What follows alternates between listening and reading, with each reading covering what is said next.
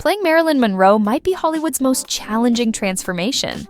The platinum blonde bombshell who died at 36 left behind a legacy so complex that actresses have spent decades trying to decode her mystery. From her breathy whisper to her signature walk, Monroe created a character so compelling that the line between Norma Jean Baker and her stage persona became permanently blurred. Michelle Williams discovered this truth while preparing for My Week with Marilyn, realizing that the widely accepted image of Marilyn Monroe was a character that Norma Jean played. This revelation would prove key to her Golden Globe-winning performance and Oscar nomination in 2011. The quest to portray Monroe began just 14 years after her death. In 1976, Misty Rowe took on the challenge in Goodbye, Norma Jean, a film that chronicled Monroe's transformation from small-town girl to Hollywood superstar. Rowe's bubbly screen presence and high-pitched voice made her a natural fit, though the low-budget production failed to capture Monroe's true complexity. Larry Buchanan, the director, was so fascinated by Monroe's story that he returned 13 years later with Good Night, Sweet Marilyn. This time, Paula Lane stepped into Monroe's shoes,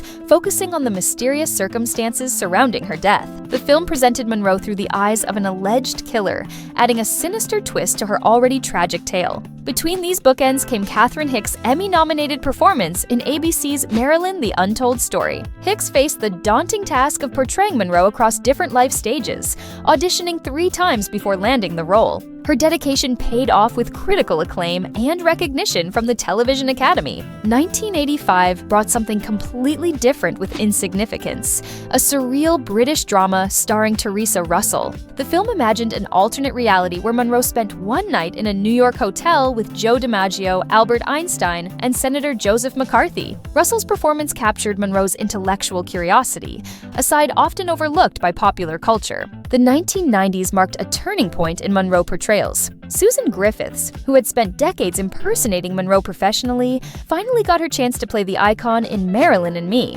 The 1991 TV movie explored Monroe's alleged secret marriage to writer Robert Slatzer, giving Griffiths the opportunity to bring her years of Monroe study to a dramatic role. 2 years later, Melody Anderson tackled the controversial territory of Monroe's rumored affair with Robert F. Kennedy in Marilyn and Bobby: Her Final Affair. The film ventured into conspiracy theory territory, suggesting political motives behind Monroe's death. But 1996 brought the most ambitious Monroe project yet. HBO's Norma Jean and Marilyn used a split-personality approach, with Ashley Judd playing the pre-fame Norma Jean and Mira Sorvino embodying the glamorous movie star. The film's genius lay in having these 2 versions interact, with Norma Jean haunting and confronting her famous alter ego in dreamlike sequences. Poppy Montgomery's mother wasn't surprised when her daughter landed the Monroe role in 2001's Blonde, telling her, "Well, you've been rehearsing for it your whole life." This first adaptation of Joyce Carol Oates' Pulitzer Prize-winning novel gave Montgomery the chance to explore Monroe's psychological depth through a fictionalized but emotionally honest lens. The 2000s also saw Monroe enter television in unexpected ways. Charlotte Sullivan brought Monroe to The Kennedys miniseries,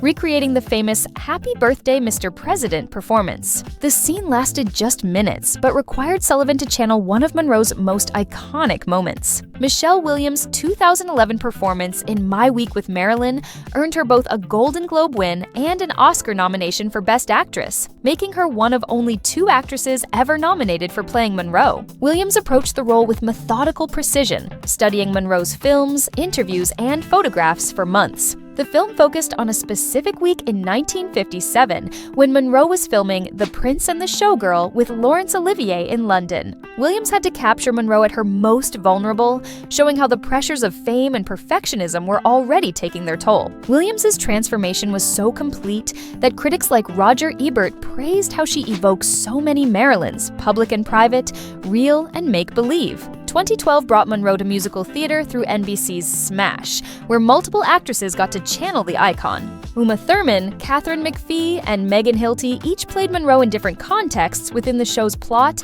about staging a Monroe musical called Bombshell.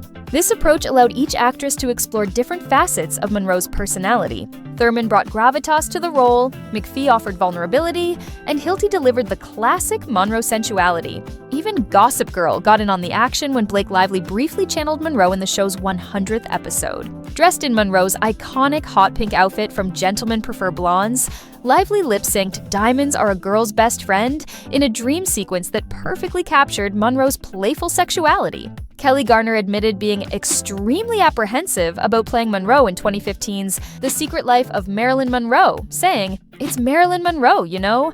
Those are really, really big shoes." The Lifetime miniseries explored Monroe's troubled childhood and its impact on her adult relationships, giving Garner the chance to show Monroe's psychological complexity. The challenge of playing Monroe only intensified with Netflix's Blonde in 2022. Ana de Armas spent 9 months working with dialect coaches to perfect Monroe's signature breathy voice, telling the Sunday Times, "I tried. It only took me 9 months of dialect coaching and practicing and some ADR sessions." De Armas made history as the first Cuban performer recognized in the Best Actress category when she received an Oscar nomination for the controversial film. Her performance drew rave reviews even as the film itself divided critics and audiences. Monroe's influence extends beyond traditional biopics.